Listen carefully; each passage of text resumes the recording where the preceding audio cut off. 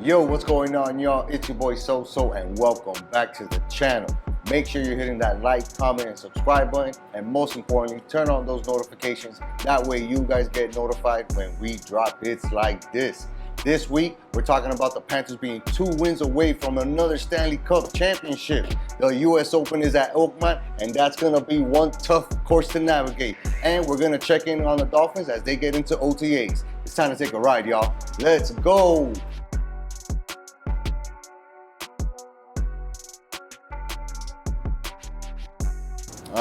But yeah, man, it's good to see you, my dog. It's good to be back with all of you guys.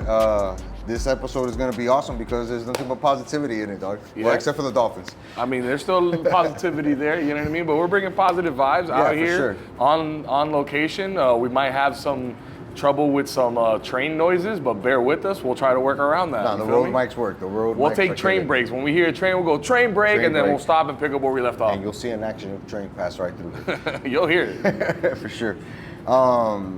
Let's talk about the Panthers, dog. All right, let's go. Because not only are they my favorite team, everybody knows that, right? But just yours? I mean, a lot of people, including yours. That bandwagon is rocking, dog. There's a lot of us on it right now. Heavy. But if there's one thing these guys are accustomed to, bro, is performing, going out there and getting wins, being in the position where they can win games, ultimately turn series around, right?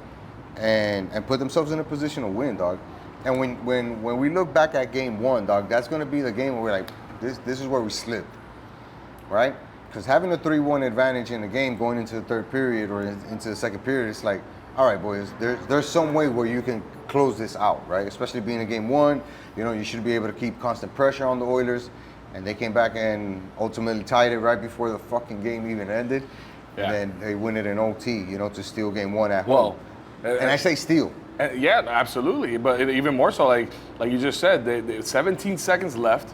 You know, we're 17 seconds away, 18 seconds away from winning game 1 on the road, right? Yeah. As the underdog. And they score, and now it's like, oh shit, like we gotta make sure we come and bring it in that next, that overtime. And that OT came and went, and we could not. Like we started off hot that OT, and then they came back and they were hot peppering us, and we went to double OT, and then they were able to get it done. Yeah, but there was one consistent throughout that game, right? And it was Big Bob. Because if anything, that game could have been over a lot sooner than when it ended. Sure. And Big Bob literally played historically amazing in a game 1, right? And ultimately took the L, which I think fired up the guys for game 2. Because in game 2, another game where there's over 6 goals scored, right? So both teams are showing the ability to score, whether it's on the power play or just regular 5-on-5 or 4-on-4 or even shorthanded goals. We've seen a couple in the series. It's hard to really maintain the control of the game and maintain the control of your ability to play your game, right? And the Panthers showed that in game 2, dog. I felt like, it was such a high-scoring game, but they were doing the work defensively in order to keep the Oilers at bay, dog. And they ultimately won another game on the road, which, again, thanks to guys like Brad Marchand scoring 2 goals, including the game winner, right? In OT. This team is full of so many different characters that are all showing the ability to perform at the highest stage in the NHL, and that's in the Cup final. Because you can point at any guy in that lineup and be like, this guy made an impact in this game. Probably laid a big hit, took on a fight, protected Bob, threw himself at a puck, had a second-hand assist. There's always a guy who steps up in order to make the play. We're not just relying on 1 or 2 guys like the Oilers are with McDavid. We're not, bro, but somehow we're kind of also there when it comes to, when we're talking about like just impact, in my opinion, to the game. There's 2 guys that stand out. And one of them is Marchand, right? You talked about Marchand already. We know what he brings to the table. 2011 champ with the Boston Bruins, longtime veteran. We know the guy's a gamer. He's a rat out there on the ice. And man, he had a shorthanded goal in that second game that I thought was so impressive. Because I don't remember the last time the Panthers had a shorthanded goal like that, dog. No, we had one not against Carolina, but I think we had 2 against Toronto, right? Where we were able to, again, find the breakaway and get out in an advantageous position where we can take advantage of it, right? And score. And ultimately we do score. But I think that, again, game 2 showed the mindset that the team has, right? And even the guys who are quote unquote big names like Sam Bennett, right? Breaking records. Guy has what, like 16 goals now in the playoffs. I'm glad you mentioned him because that was the second guy I was going to mention. Go ahead. Ridiculous that this guy is just coming through constantly, dog. It's like you're playing NHL 26. Well, you know what I mean? And even more so, that guy, when he plays in Canada, he plays out of his mind. Out of his mind, dog. Yeah, I know he's Canadian and all that. Yeah. Guy, when he gets up there, it's something that like he taps into, and he's unreal, man. The impact that guy has on and off the ice, bro, is amazing for the Panthers. It's been amazing, and again, it's not just him. You look at Verhaeghe scoring big goals, right? Seth Jones making big assists and getting goals, like. Playing a lot of minutes. Played a lot of minutes, but that's just showing you how deep we are, that we can be like, we can let this guy run because he's on fire, and throw a bunch of different lineup guys with him, and it's still gonna be able to put him in a place where he can be successful and allow him some space to do some things. Sure. And that's how we've heard him, bro. You know, and now when we focus on the latest game, Game 3, where we go out there and not only at home, we come back home, right? First game. Not only did we dominate the game, dominated the scoreline 6-1. We also dominated every single physical aspect of that game, including all the 17 fights. The Panthers went 17 for 17 in fights in Game 3. Nasty. Undefeated, 1,000%. Where was the prop bet for that? Right? Somebody has to have that slip. That had to be a crazy prop bet, dog. Jeez. Nah, man, yeah, we definitely, that was a fun game to watch, a lot of fights, but you can tell that we're getting to them, you know what I mean? We're living rent-free in their head, and they're mad that they can't do anything about it because we're just a great team, man. You know, you can hate it. I know a lot of people probably hate it, that if they're not from South Florida. Right. They're like, Florida shouldn't have this good of a hockey team. It's like an oxymoron. Because nobody was saying that when the Tampa Bay Lightning were winning. So. I mean, they kind of were too, but like now, like we went further south, we got closer to the equator, and we got better at hockey. Like, how does that make sense?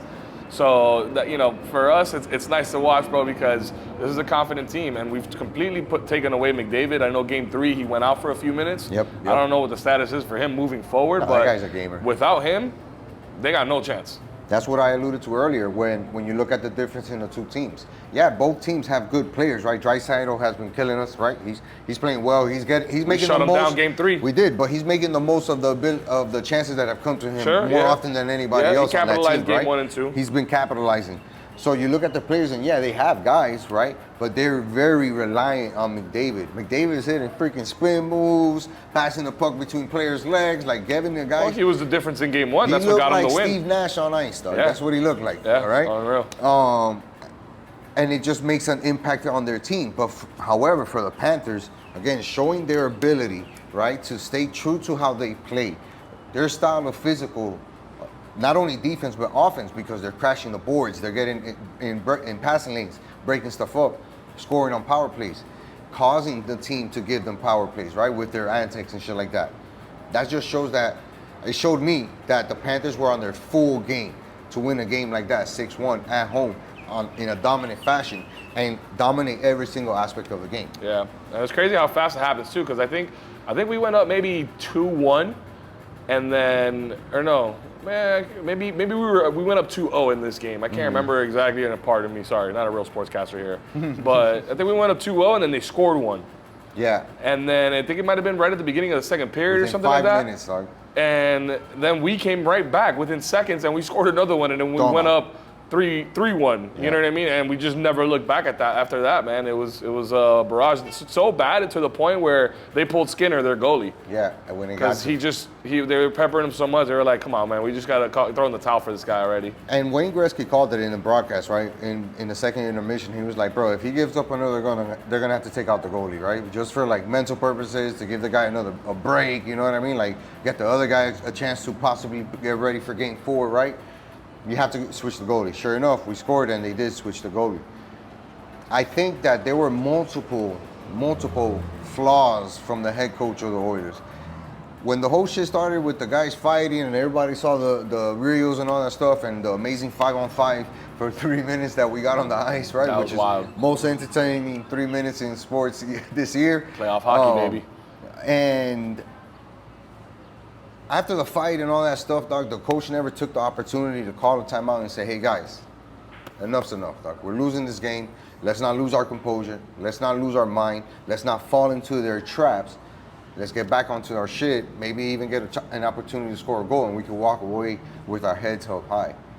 There's no way that locker room was positive in any shape, form, or fashion after the game. No way, dude. So now you start to question the teammates. You're questioning your coach. You're questioning your play. You know what I mean? Like, there's a lot of doubt that's already brewing in their mind, which gives us an advantage. Here's the difference, though, between good teams and great teams, right? Right. And it's the fact that, good teams, they make it there, they let that get to them, boom, it's a gentleman's sweep. You got one at least, call it. I think this team still needs to be respected. This is a team that we that took us to 7 games last year when we were up 3-0. True. Right? This is a team that still has the best player in hockey on the team, and as long as he's out there on the ice, anything can happen for them. So, I think that for them, that the doubt is starting to creep in. Game 4 is where they're going to have to respond to that. But if you look at it, and not only as a quote-unquote Panthers fan, right? If we both objectively look at Game 4 and say, which of these two teams have shown the ability to walk away with an important game, regardless of wherever it's at, the money's going to be on the Panthers. Through 3 games? Yeah. Panthers. Right? Absolutely. So that man, I don't want to give away bread and props and shit like that, but like that's money in the bank, dog, to count on this team to put in the effort to win Game 4, because they've done it before, and they've done it at home, they've done it on the road, they've done it in order to get to the Stanley Cup, in order to win the Stanley Cup. They've done it, and the guys are still there, and the coach is still there. So I don't know, man. This team is really on some historic shit. No, yeah, we right? are. And they are built for a dynasty. They are literally built for a dynasty. And we talked about it the last episode, dog, where we were like, man, we're going to be able to get guys, right? Sam Bennett is one of those dudes that are completely shining, dog. MVP level. This guy could win the MVP of the finals, right? He's an unrestricted free agent. You don't think that he's going to consider like, yeah, I can go get more money somewhere else, right? $5 million more, $6 million more. But is that going to give me the same opportunity to shine on a really good team where I can make money outside of that, living in South Florida? Those are things that people have to consider, because again, this is a dynasty. It depends though, because we have our plan in place, right? And this is just for this particular situation. No, just for this particular situation you talked about with Sam Bennett, because I love a guy like Sam Bennett, but guess what? Price just went up. Especially with all the shit he's doing right now in the series, and he has done as well. Right. So he's, I would understand at that point if he's like, hey, it's going to be the second leg of my career now. I got 2 ships under my belt. Take me back home to Canada if I want. I don't know if that's his aspirations or not, but if he gets paid, if he gets a bag, I can't be mad at it, right? And right on cue. Guess what we got? A train break. That's the train break. Here it is. Yeah, it's the bright line. Yeah. So yeah, if I'm Sam Bennett, that's things to consider. But yes, we have our path. We're trying to build our dynasty. So there is an argument for, hey man, you could make a name for yourself, make a legend for yourself. Part of that team that went on a historic run, that won multiple Stanley Cup finals, back to back to back. Here's the one thing that I think puts the Panthers in a favor, right? Number one, NHL contracts aren't designed to be some enormous amount per year, right? Ain't no guy making $40-50 million per year in the NHL from any team, right? Not yet. But they're not at that level yet, right? So it's not like it's going to be an outlandish price, right, for a player of his caliber. Sure. Right? But you also have to really focus on if this team is able to pull off a back-to-back championship run and have 3 straight finals appearances with 2 championships. That's the type of thing that not only cements you as an NHL player, it really cements your legacy. So now you're able to say, you know what, I can stay here, get my money for these next 4 years instead of getting a 6-year contract. I'll take a 4-year contract, right, with X amount of money up front. Why wouldn't he consider it? That's the same thing that I feel about Brad, right? Brad is so much a Panther dog. Yeah, but he's also at the tail end of his career. Correct. He wanted to win another one, But again, this is a guy that's showing you, I'm about that winning, boss. I could go get a check because anybody would be dead happy to have that guy on their team, right? Leading them or being a big, contributor. And he looks like he would be able to write for any one of his teammates, right? That he's able to call a teammate. He's doing it here as a Panther, dog. He's finding success. He's finding the camaraderie. It's a big thing, dog. Because it's just like, to put it that way, bro, like, you got to think of the Big 3 era, right? When any player would be like, yeah, I'll take $6 million less to play with LeBron, Wade, and Bosh, right? Like, those guys will do that. And I'm not trying to compare those two type of players that would be there. But what I'm saying is that you try to make the most of your ability, right, to be on a winning side organization year in, year out, rather than you making money and being someone miserable where you're, a terrible team or something like that. So I think that, if we focus on game 4 and the guys that are coming through, the same guys are coming through. You're going to get a good game from Hagee. You're going to get a good game from Reinhardt, Bennett. Brad's going to make plays. We saw Evan Rodriguez score another goal, right, in the finals on a beautiful shot. Ekblad's been scoring, like being a rock as he usually is for this team. Big Bob, dog, what else can we say about this guy? Big Bob, man. Shout out to you with the lock. The boys were looking for a lock before the game, and you threw out there. You were like, I like Verhage because he's due, and I like Big Bob because he's a stud. And he got it. That was a good lock right there. That was a good one. Shout out. I'm glad everybody hit it. Good little lock right there. I just think that Big Bob is the most consistent thing in the NHL right now. And since the playoffs started, this dude has continue to rise his own level as far as performances. Yep. Right? Every series, every game, you can see him getting better, making more incredible saves, being even more consistent. Dog, this dude ended up with 40-something saves. I think it was 42 on game 3. Like, this is the type of shit that's crazy. That you look at and you're like, dog, not only did you allow the team to win 6-1, but you really took every single shot and treated it like if it was a game winner type of shot and put that much effort into it. When you know necessarily that the game is already unlocked and you don't have to give maximum effort. Right. This dude is playing his freaking heart out every single end of the game. And he's the most chill guy on the block, dog. This guy's sitting in the intermission. They're trying to show him other players are talking, rallying. This guy's sitting in the corner with his banana, working on getting his potassium, because he loses so much weight. That guy's in the zone, bro. Guy's locked. He's so zen. Guy's locked. He's locked in, dog. He's a brick wall. So now that Edmonton is definitely going to make a switch, right, at the goalie, there's no way that they allow Skinner to start that game, right? You got to go with the other guy who not only played well, right? He only gave up the 1 goal. It was also on a 5-on-3, so, yeah. But, come on, give me a break. Yeah, exactly. But and that was also late in the game already, too. He's also undefeated so far in the playoffs, right? He started 3 games for them, and he's won 3 games for them. So why not make the change if you're Edmonton at goalie? But Edmonton is fucked because they already started to play into the hand of the Panthers by trying to start shit up throughout the game. The fight was the volcano spilling out. But throughout the entire game, from the first second to the last second, the Oilers were completely out of their mind. They were acting irrational, doing stupid things, causing penalties. They had something like 17 penalties throughout the whole game, dog. Like, those are things that just show a lack of discipline, a lack of and complete frustration. Not a lack of frustration, complete frustration. So you have those 2 things there. You know what I'm also frustrated with is this damn train. The Panthers, dog, they're in their head. And that's why I question the coach's ability to control that team and to try to put it back on the path that it needs to be. Again. Because what's credit. it going to take, like we haven't seen it before, what's it going to take for the Panthers to get under their skin? Nothing. Absolutely nothing. We already have. We're already under there. Yeah, but my whole thing is, man, again, no lead is safe.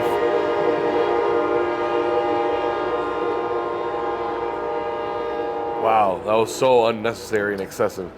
But yeah, again, I go back to last year, bro. You're a fool if you don't know your past. You know what I mean? Right. History's bound to repeat itself, or however the saying goes. So yes, we look good. We're trending in the right direction, right? We love trends, we love charts, we love graphs. We're trending in the right direction. We look like we're clicking, we're firing on all cylinders. But I want to make sure that we finish the sprint all the way through the yellow tape or whatever. You know what I mean? Yeah, no doubt. And I think that, again, in that sense, when you look at it, right, the Panthers have the experience in what that feels like. Because 2 years ago, we were in the same position with the Oilers, and we fucking came up short. No, with the Knights. With the Knights, we came up short, right? So being up 3-1, being up 2-1 means nothing to this team. They know and are aware that they have to treat every single game as an individual thing, right? And attack it in that form. Yep. So if you're talking about who's got the edge in game 4, dog, it's absolutely the Panthers. Without a doubt, dog. I agree. Being at home, I agree. Being in the mind of their opponent, getting their opponent to play so out of position, so out of their mind. Those are just things that at the professional level, that's what causes the separation, right? 2 good teams are usually close, right? Very close, and that's why they're able to get to the top of the mountain. But there's always that one thing that separates those 2 teams, and I think that is the ability to play their game. The Panthers are experts at playing their brand of hockey. The Oilers are not experts at being able to deal with the brand of hockey that the Panthers play. And that's just a fact, dog. And everything else builds off of that. And our style of hockey is just a big old can of whoop ass. That's all it is. Dog, you know what it is to go 17 out of 17 in fights on the ice, dog? You know, everybody won. Pop the top, and then wham! We're just out there, dude.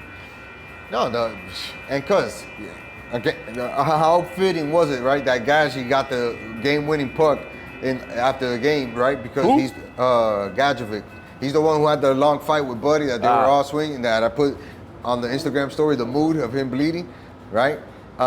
He got the game-winning puck after the game from the locker room, right? Brad Marchand was like, "Yo, everybody played great tonight. Sam, you fucking killed it. But this one goes to Gaji." Boom, gave it to him. And the first thing he said was, "Fucking let's go." You know, like we got more to do. Puts that thing in there, bam. So the recognition is within the squad, right, of the people who are making plays. It's not the guy scoring goals. It's not the guy. It's the guy who's showing the most heart to win this fucking game. Who's leaving it all out there? Who's leaving it all out there? And the Panthers are killing it in that department, dog. I'm telling you, dog. Now, here is the one difference. Oh, man, this is a long one. Yeah, big time. Shouldn't be that loud. Jeez. All right, well. We'll get through it. We got mics, fancy mics. Fancy mics are in. Hey, adjust the gain for me. I'm talking to myself. I think that Game 4 bodes very well. Now, in my opinion, I don't think that it's going to be a high-scoring affair like we've seen in the first 3 games. First goal had 9 goals. Second game had 7, or another 7 goals. Like, this game has 7 goals. Like, so you're calling that's going to drop. You like the under for Game 4? I do, dog, because I taking notes. I think it's going to become a high level of intensity, of focus, of gamemanship, right? And I think that Edmonton has their backs to the wall. They know that if they lose this game, it's pretty much over, right? They showed the stat yesterday, 77 or 78% of the times, the team who wins Game 3 goes on to win the series. So that's just straight up numbers, right? That point to the truth. Panthers won that game. So now they know that they're in an advantage, position. Edmonton has to play with everything on the table. So I expect a high-level game from those guys. I don't expect them to do the same bullshit that they were doing in Game 3 that got them into a bunch of trouble, that gave the Panthers so many opportunities. Bro, before that game, the Panthers had scored on 1 playoff power play throughout this playoff. One. And we got 3 in 1 game, right? So that just shows you give us more opportunities, we're bound to make them. You know what I mean? Numbers game, baby. It's like a sales. Numbers game. So, yeah, man, Game 4 is going to be important, and I expect it to be a low-scoring game because of the high intensity of it. I think that kid that's starting for Edmonton is going to be able to put on a really good performance because, again, he feels like he's got nothing loose. He can play super loose, and sometimes that's very dangerous, right, to face again. I don't know. I think the same thing might happen. We get one early one, boom, opens up, the door, and we just start letting it in. But yeah, Game 4 is important, man. We gotta win this one because then we do something they weren't able to do, which is win 2 at home. For sure. Right? And then not only that, we got a quick turnaround between Game 4 and Game 5. Yes. I think Game 4 is gonna be Thursday. It's Thursday night, and I might just be there. Game 5. Oh, we'll talk about that later. Game 5 is Saturday night. Yes. So it's a long distance to Edmonton. So I would rather be up 3-1 going into that game than even. Okay, 2-2. yeah, 100%. I think that's their mindset too, right? So let's make sure we close out at home and go up there with all eyes on this game to close out the series and get back home to celebrate and go back to taking the cup to the beach, right? Yep. One more time. Yeah, right. That'll be dope. I'm excited, man. I can't wait. It's gonna be a good series, bro. It has been so far. Yeah, great. For us. Yeah, no doubt. But even if you're a hockey fan, you're entertained, right? Yeah. You're getting 2 of the best teams, really big names. Fights. We haven't really even mentioned Chucky, you know what I mean? Because he's been doing what you've been talking about, the shit that's not necessarily the pretty shit, the glory shit, but he's had some crazy plays, he's had some crazy passes and setups that just haven't been capitalized on. Yeah. That have missed by a couple inches that would be SportsCenter top 10s, but they just don't find, they don't get to the end goal, so it gets unnoticed. And then all the other stuff, getting under the player's skin and all that, and fighting for his guys. But all that stuff, it goes unnoticed when you got guys like Sam Bennett scoring every game, or Marchand scoring shorthanded goals, True. or Bobrovsky having 40 saves. It's tough when there's so many great things about this team. But he's doing his thing. He's doing everything we need him to, and he's doing it while he's hurt. What a captain, dog. What a fucking captain, dog. That guy's amazing. I can't say enough great things about Matthew Tkachuk. Thursday night is going to be a good time, right? Hopefully you and I are in the building, and the Panthers go out there and get that game, right? Like I said, it's going to be a tough, grinded out game. I don't expect it to be high scoring. Both teams are really good. They're very desperate at this time. They know what's on the line, so they're going to play like it, right? And then I feel comfortable with the Panthers, being able to take care of business on the road in a potential closeout game. But we'll see how Thursday night goes, and then we might get an opinion or two on Saturday. We won't be able to get together until after this, so I'll give my prediction. I think we win the next game at home. Yep. We come out swinging. We close that out. I think we go to Edmonton. We lose that game. We come back home, and we do it for the fans. We win it at home. Damn, something inside me says that they would want to go out there and win Game 6 in Canada. It'd be lovely, but I think... No, like, you know what I'm saying? Like, put the stamp here's the on stake it. and the stamp, you know what I mean? think, I think they can get one more, and then we come back home, we win it at home. Yeah. Okay. I don't know. I got us winning Game 6, dog. I got us winning Game 6. Again, this team has shown you over and over again that they can do it on the road, dog. Yeah. They pretty much won that whole Carolina series on the road, dog. Yeah, exactly. Come on. Shout out to the Cats, man. Go Cats, go. We're gonna be rooting. Let's get that second championship. Yes, sir. Now let's talk about the U.S. Open. Oh, Oakmont, nice shirt by the way. Hey, thanks. I got my U.S. Open shirt. Looks a little and that's little a good dingy, one. That was the last time that they had it in Los Angeles. OG. The other time before that had been like a couple of years, right? Yeah, they had that. I don't think they had ever done it at the L.A. Country Club. No, never. But in California, I think this is the year that Wyndham Clark won it. That people were talking, shit about the course being like short or a pitch and putt or whatever because it's a tight course. But yeah, I got my shirt. I'm there representing U.S. Open this week. It's at Oakmont. You know where that's at? In New Jersey? Pittsburgh, close enough. You're right there. You're in the vicinity. Northeast. But it's a tough course. It's looking the videos. I'm sure you've seen all the videos. They look wild. 5-inch rough, 6-inch rough, like 16 greens, like greens on the 16 on the step meter. Yeah. Like it's which is really fast for those of you that don't know. It's really fast greens. The higher the number, the faster it is. Yeah. Right? So we normally play on like 8. Yeah, and these guys are like playing on good greens at 16. Yeah, so think about that. That's so pretty much them trying to hit a golf ball on ice. All right. Basically. Yeah, basically. no doubt. Basically. To put hockey and golf together. You see that? Amazing. I like I know. there. I do it. I do it all the time. You've been doing this for a while. I do it all the time. This tournament is not built for the casual fan. I'll tell you that much. The way that they put this course together is really gonna test the golfer's skill, right? And your accuracy, your ability to hit good shots, your ability to hit good putts, right? That's what's gonna stand out. So yeah, the days of winning a major championship. Run that back for me one more time and go. The days of winning another major championship at 12 under, 13, 15 under, those days are long gone. You know what I mean? We've seen that in the past couple of major championships, it's been a 7 under, an 8 under. Not such a dominant thing like Tiger Woods would do back in the days. Right? Sure. That's why I think that the reason they chose this is to really test the golfers this year, because so many guys are on their game this year. Is going to be a real nice, even playing field, in my opinion. It's going to be tough. It's meant to be a test, So that's the thing that the PGA Championship gets sometimes, that you're talking about, like being so many under par, like just scoring so well against the golf course. Right. And then having multiple guys be in that range as well. That's not going to happen this week. U.S. Opens are never the case. That they're going to be set up easy. They're going to be set up difficult on purpose. They're going to challenge you. And Oakmont looks brutal, dog. Like, they were cutting the rough. I saw they had guys out there like walking around with the lawnmowers. Like in a line. They had it to the Star Wars, the Darth Vader, and they were just walking around with it, bro. It was a great clip. But you didn't see them giving I saw that around the fringes. They were giving it a fade. A little tape up. Hey, Papa, what do you want? Is it on the back? Dale, no problem. And dog, they're working. They're grinding on getting it right. But it's still going to be challenging. And what it comes down to, and everybody knows, everybody's been talking about it, who's going to hit the most fairways?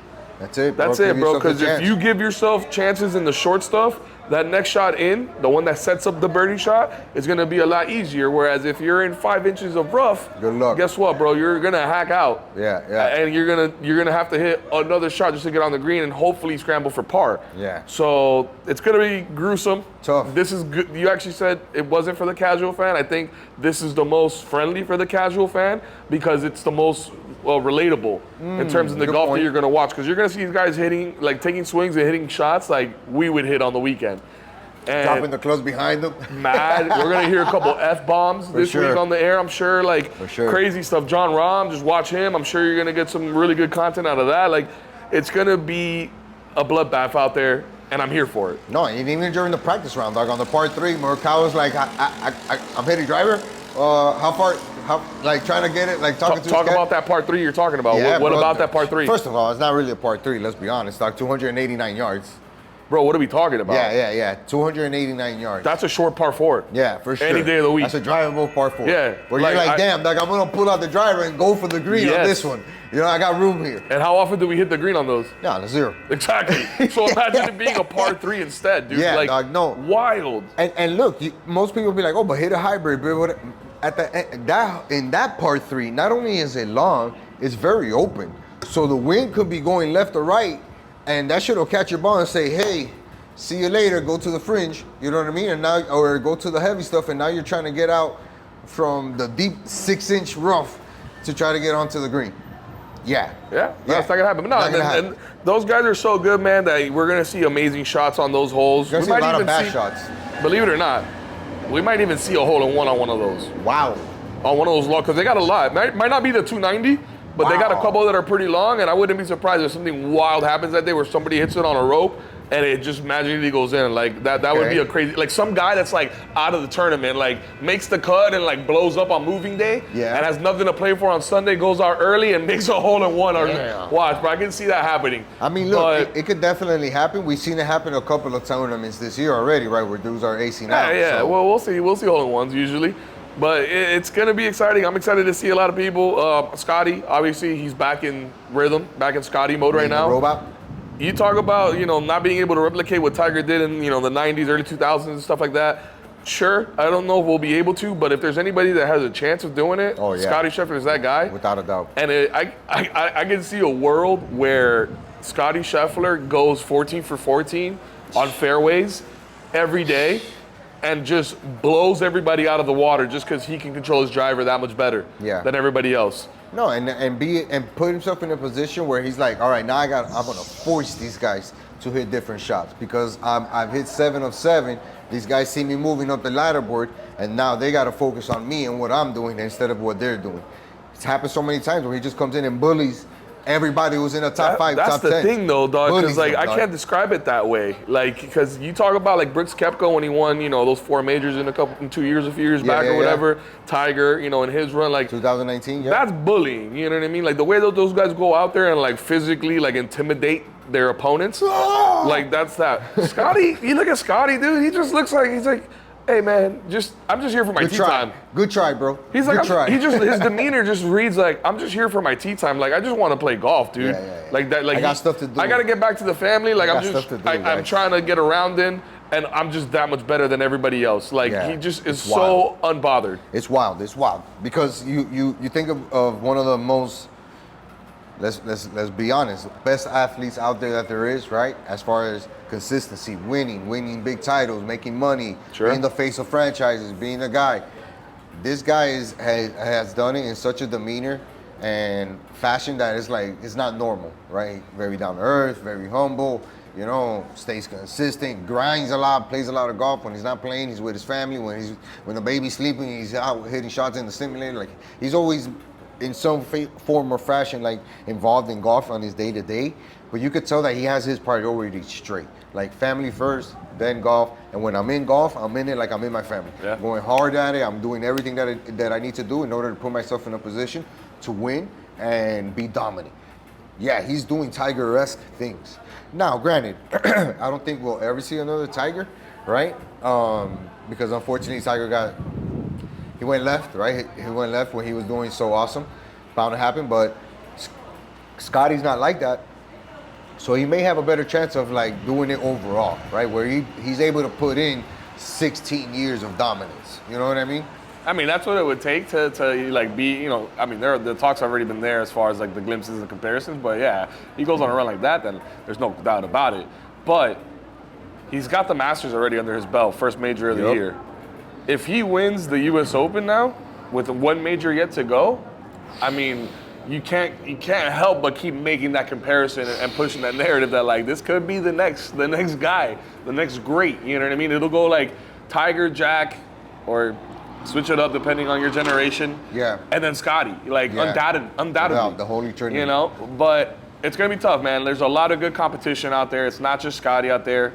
Another guy that I like, Bryson DeChambeau. If that guy has a great week driving the ball, okay, I think he can make some noise out there. Now the problem is him hitting the ball so far is a lot of dispersion. Yeah. Accuracy. How's his accuracy? The same, you know, the same thing that's a strength is a weakness, right? In and of itself. Right. But another guy that I like a lot, you mentioned him already, and he's a fairway machine. He's one of the best on tour, especially this season. Already looking at the stats. Colin Morikawa. Yeah, bro. I wouldn't be surprised if Colin Morikawa doesn't do anything flashy or anything crazy, but just plays steady golf, getting it in the short stuff, on the green, 2 putts, and keep him moving. Make minimal mistakes. For sure. That guy's already a 2-time major champion. We've seen that he can do it before when the moment arises. I wouldn't be surprised if Colin Morikawa gets it done in this U.S. Open. And when you look at numbers, right, in golf, like Colin's top 5 in all of the categories. Shot accuracy, like ball striking, like greens and regulation. Like he's in top 5 in all of those stats, dog. You know what I mean? Which matters within them, but it doesn't equate to wins, right? Because Scotty still goes out there and wins, right? Yeah. It's ability to hit because shots. The margin of error is so small. Tiny. And Morikawa's been one of those guys that it's always like, yeah, it's interesting to follow him that day because you know that if he's on, he can fuck around and win, right? And really put up enough game to compete against a guy like Scotty, right? And take him over one day. But can he, right? Does he have the ability to put in the mental with the physical, with the keeping up with Scotty? You know what I mean? Like doing all those things consecutively at a high level. Can Colin put that type of weekend together? He would be my pick, right? Besides Scotty, obviously Scotty's everybody's pick. You got to be rooting for Scotty. I mean, the guy's he's just a baby face, as the wrestling world would say. You know what I mean? Like he's the hero. You know, everybody's got to root for that guy.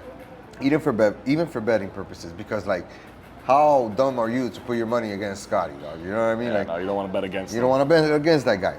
But if you're talking about underdogs or second type tiers, right? Colin would be at my number 1 because I just think he's such a good golfer and he's bound to win a big tournament against good competition. The Bryson, the Scotties, you know, the Rorys, all those guys. And Rory's one of those guys that everybody's like, all right, you got your golden, you know what I'm saying? You got your jacket, now you're good. The green jacket, not the golden one. That's Happy Gilmore. Coming out next month. We're not sponsored, by the way. We're not sponsored, but we could be.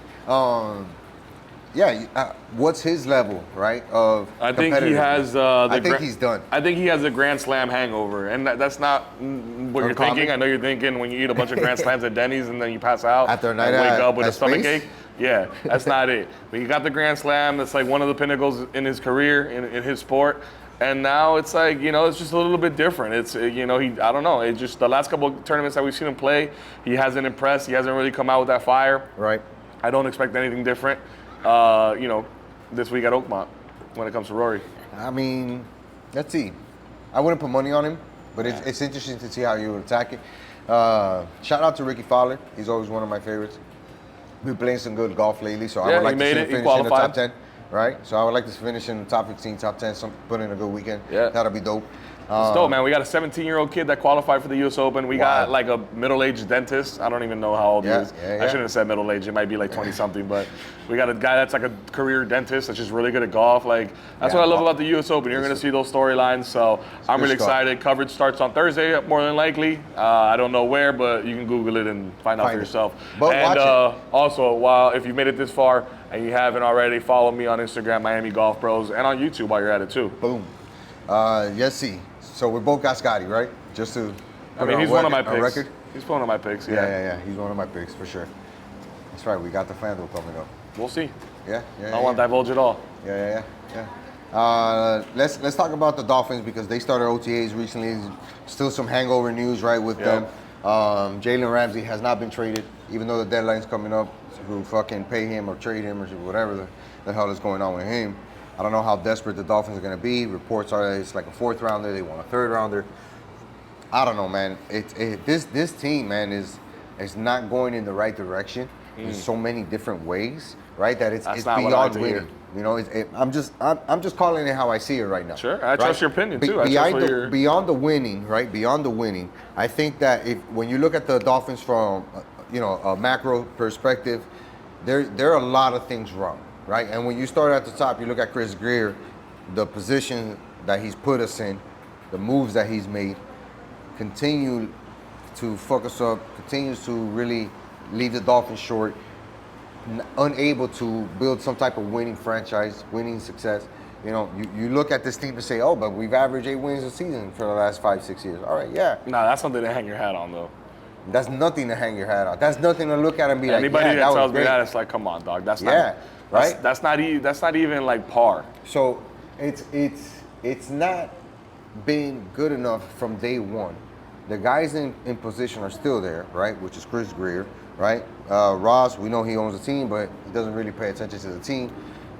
Now we have a new head coach who's definitely on the hot seat because he can't get a win over a team that's above 500. It's rough for where the Dolphins are at. And when, like I said, you look at it from a macro, you have more questions than answers, right? In every single aspect, from management to coaching to players to player development to draft picks, everything's in question in some form or fashion. Now, we got 2 holdouts, right? Sealer's holding out because he wants more money. And then obviously we've heard about the trade rumors for the tight end, Jonnu Smith. To Pittsburgh. And I was kind of how far surprised they go to with see that we were shopping him. Well, for the dumbest reason. Again, back to Chris Greer. This guy's played under a $4 million contract, $3 million contract. Balled out, was the offense for the Dolphins, right? Last year, completely the offense.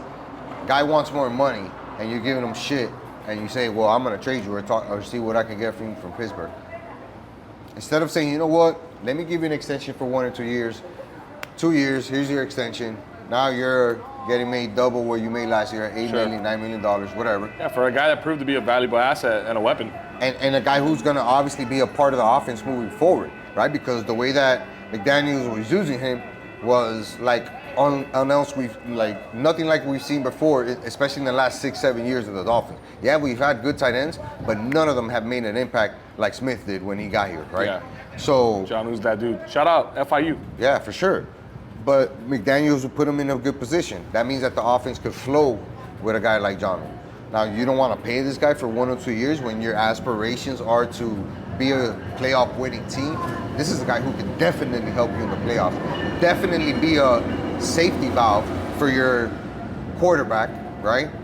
To talk about Tua. This is a guy that can really make an impact for you in big games, playoff games, on the road. We've seen him do it. Why not make the effort to keep him happy? Same thing with Sealer. This dude ranks, I think, 103rd in defensive linemen as far as salary goes. 103rd. Our best defensive player on the D-line. The guy who's been not only a great pickup, right? We got to give credit where it's due. It was a great pickup off the Baltimore squad, but we also invested in him, paid him, kept him motivated, put him in positions to win. Did awesome for the Dolphins, right? Continue to do awesome for the Dolphins. Sit back and that guy says, hey, bro, I think I deserve more money. I've been pretty good for you, pretty consistent. I show up every day to work, and I play every single game. Hook me up. They're like, I don't know, we'll get back to it, blah, blah, blah, blah, blah. Meanwhile, we're paying money to Dick, Joe, and Janie, right, off the street to come in as a free agent and hope that person does something in their position. Instead of taking care of the guys that are on the team, have shown something, and do something that matters for us to win the game. But we pay Tua, we pay Tyreek Hill, we pay Waddle, right? All these dudes are making their cash. Hard to say something to them, right? I don't know, man. I don't think that the way this team is trending right now is going to be conducive to a good season. Yeah, it's going to be rough. I mean, offensively, you know, we have all the tools. Excuse me, we got all the same, you know, weapons. Hopefully, Jonnu stays. He's big for that offense, in my opinion. Running backs, I think we got a good running back room and all. We've talked about all this stuff. We'll see now as the OTAs and the minicamp and all that progresses, how everybody's looking and whatnot, shaking off the rust. But yeah, the blaring, question marks are the defense as a whole, as a unit, and then Mike McDaniels, and what he's doing with the offense, because we've already invested in him, right? We've paid. So we've already said, all right, this is where we're putting our eggs, all in these baskets right here. And the guy that's holding that basket is Mike McDaniels. So we need him to be very careful, but also win us some games, and a lot more than just 8 games. I mean, we can't just be happy with, we went, 500. No, we need to be 10, 11, 12 game range, because we're seeing every year that's what it takes to not only make the playoffs, but have home field advantage potentially as well and control your own destiny, so to speak. So, I'm really, I can't say I'm excited for this Dolphins upcoming season. It's kind of gradually gone down a little bit over the last couple of years from where we started. We left the Brian Flores era, then we brought in Mike McDaniel, and it was at, getting high, and we were an exciting team, and it's this is a really, really exciting team to be a part of. Yep. And then we let go of Fangio, and then we kind of regress as a whole squad, and we lose players, we don't really fill in the gaps properly. So at least we think, yeah, there's a lot of question marks, man, and I'm hoping that we get some answers. We won't get them all until the regular season, but at least we get some answers for the questions we have in the offseason that's left. And the good thing is that, there was one positive thing that I walked away with, and I heard it on the radio and in a couple of podcasts. The fact that McDaniel said that we're relying on youth, that means that he's hoping that and counting on the guys that we've drafted in the last 2-3 years, and even this year, to step in and make their presence known off rip. We drafted 2 offensive linemen. We drafted a defensive tackle. These are guys that are going to get thrown into the fire and say, sink or swim, Poppy. Yep. You know what I mean? The time for waiting is over. We're not trying to develop you. And he said we don't got all day. That time is gone in the NFL, because you're counting on the guys that you're drafting to come in and really be a part of the team. So that is the one positive thing I walked away with from the McDaniel shit and the OTAs. But again, it doesn't strike complete confidence in their ability to win big games. Yeah. And because we haven't seen it.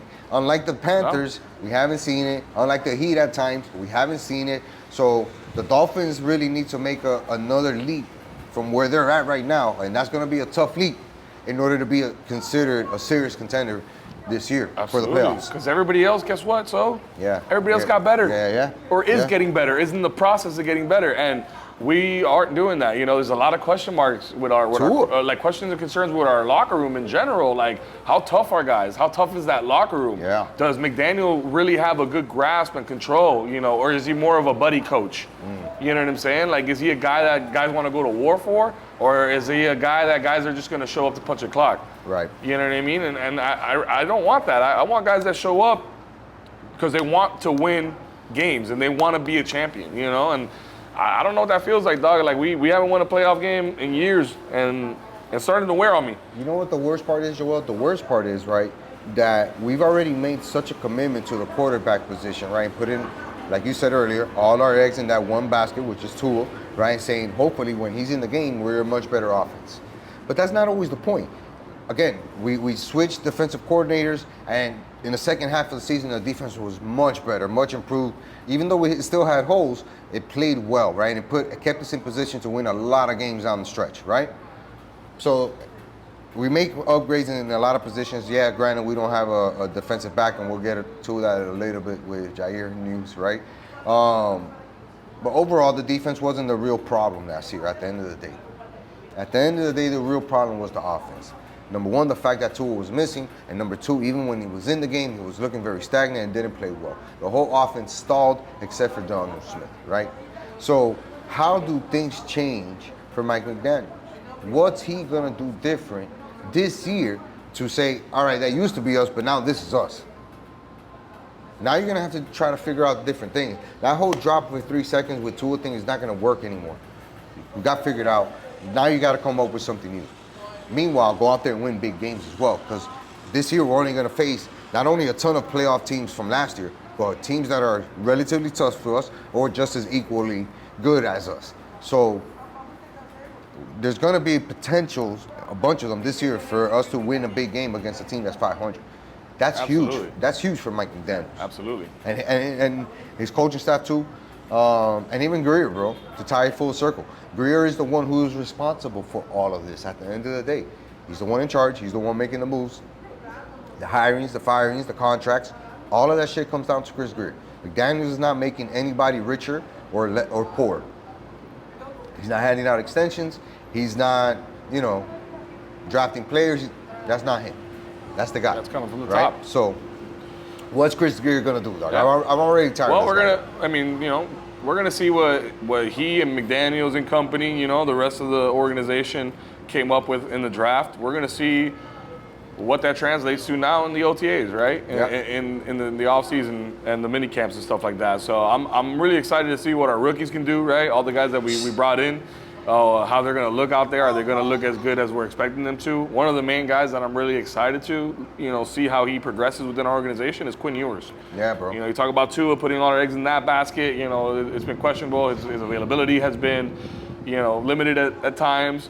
And, we need to have more foresight. That was something that we talked about. Last year, that was a big miss on Greer, expecting to have, we had to change batteries there. But like I was saying, it was a misstep in Greer and the front office thinking that Skylar Thompson and Mike White that we had at the time were going to get it done. Hundley. They both go done back to back. We bring in Huntley, and then our offense is not catered to a backup quarterback that doesn't know our system like that. And granted, he still did pretty well, even with All things considered. yeah, all things considered, he won some games and stuff like that for us, and he was, a kind of a game changer in that aspect. But again, huge miss to not have a proper backup quarterback. So I'm real excited for Quinn Ewers, see what he's able to do, with these next couple weeks here. It'll be nice to see how he develops. You know what I mean? It really would be nice to see how he develops, and I hope he gets the opportunity to play at least the second half.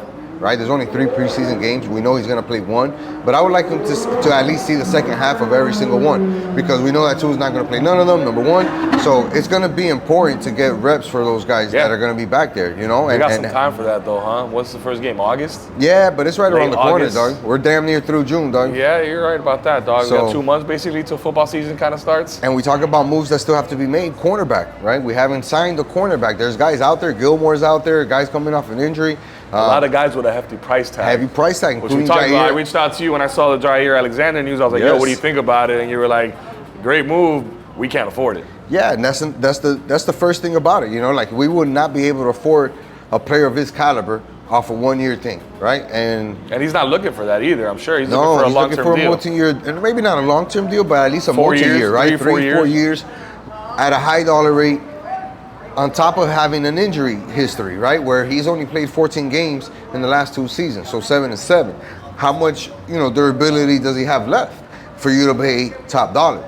Do the Dolphins rely on saving a couple of dollars and going with the cheaper route with Gilmore, 35-year-old who's coming off an injury, played about 12 games last year? I don't know, man. I don't think that again, the front office, I don't think that they've addressed the big holes on the team over and over and over again in order to constitute keeping their job. They just haven't. And that includes Chris Greer, because at the end of the day, he's the one making choices. Yeah, McDaniel may recommend somebody that the scouting team puts out, their candidates in front of them or whatever. But at the end of the day, it's he who's pulling the trigger. It's he who's in charge of this. Yep. And the fucking misses are big, dog. The fucking misses are big. SoSo's fed up. Nah, I'm done with this guy, dog. I know you are. I'm done with this guy, Get dog. off the soapbox already, man. I know. No, I'm tired of hearing this. I'm done with this guy, dog. I'm I done know. with this guy because I know. I want to see this team compete, dog. Shit, we even seen the fucking Heat compete to try to make the playoff run and even make the playoff run with a sorry ass team. Like, come on, Dolphins, get this shit together, dog. But all right, I don't want to defend Yeah, anybody here, I but the know. competition's a lot more, No. high level competition in the NFL. There's a lot more of it. For the Eastern sure. Conference is anybody For can sure, get in. Clearly. But what I'm saying is that like we have opportunities, owner, money, to make the moves. Yeah. Right? We gotta do Necessary. better. We gotta do better. We gotta do better because we spend like we weren't in championships. Yep. It's embarrassing. It's embarrassing. Kind of embarrassing just to wrap up the show was how O'Malley went out over the weekend, dog, versus Marab. Didn't watch it, but I called it. I mean, not here probably, but I didn't have O'Malley winning just because of how he lost the first time around. And Yeah. I hear it was kind of Dog, more of the same. Second round submission, you know what I mean? Got him with the choke and pretty much caught O'Malley slipping and put him to sleep. Dog, O'Malley was walking backwards.